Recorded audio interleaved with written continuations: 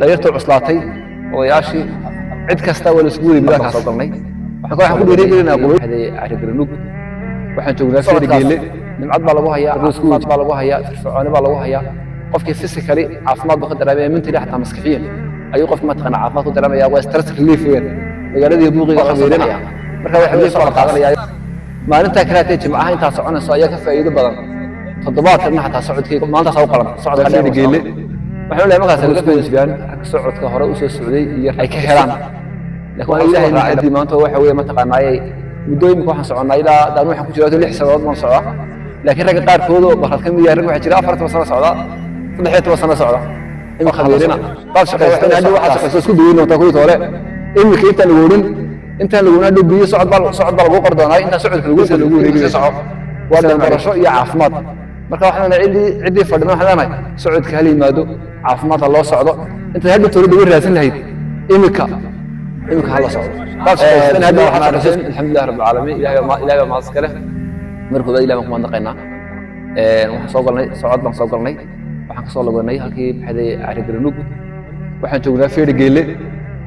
rag isku wajiraan rag socodka hore u soo socday iyo rag cusub laakiin waxa la soo raacay dhammaan in socodkaasi caafimaad laga wada helay dad badan ilaahay kaga caafiyay maxay xanuun badan u hayay dhalinyarta cuslaatay odayaashii cid kasta waa la isku wadi midakaas marka waxaan ku dhiirigelinaa qolooyinka fadhiya inay socodka ay u yimaadaan oo caafimaadka ka laga helay ay ka helaan waana ilaahay mahadi maanta waxa weeye ma taqaanaayay muddooyinka waxaan soconaa ilaa daan waxaan ku jiraa 6 sanadood ma socda laakiin rag qaar koodo barad kamid yahay rag waxa jira 4 sano socda 13 sano socda oo khabiirina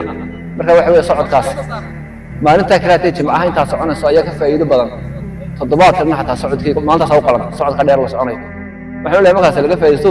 socodkaasi nimcad baa lagu hayaa caafimaad baa lagu hayaa firfircooni baa lagu hayaa qofkii physically caafimaad buu ka dareemaya mentally xataa maskaxiyan ayuu qof ma taqaan caafimaad ku dareemaya waa stress relief weyn magaaladii buuqiga laga soo baxaya marka relief baa la qaadanaya iyo environment ka soo galasay bay'ada iyo quruxdeeda iyo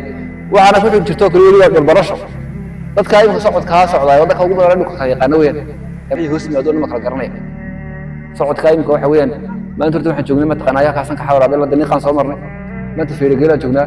baalda meesha degmada qasiya ka ilaa birti waraqa ilaa ka weeyda kala soconaya marka waa socod lagu wareegay waa dhul barasho iyo caafimaad marka waxaan cidii fadhino waxaan socodka hal yimaado caafimaad loo socdo inta hadda toorada ugu raadsan lahayd imika hala socdo qaar shaqeystaan hadii waxa shaqeyso isku duwayno ta kuwi hore imika inta lagu orin inta lagu naado biyo socod bal lagu qardoonay inta socodka lagu qori imika si soco wassalaamu calaykum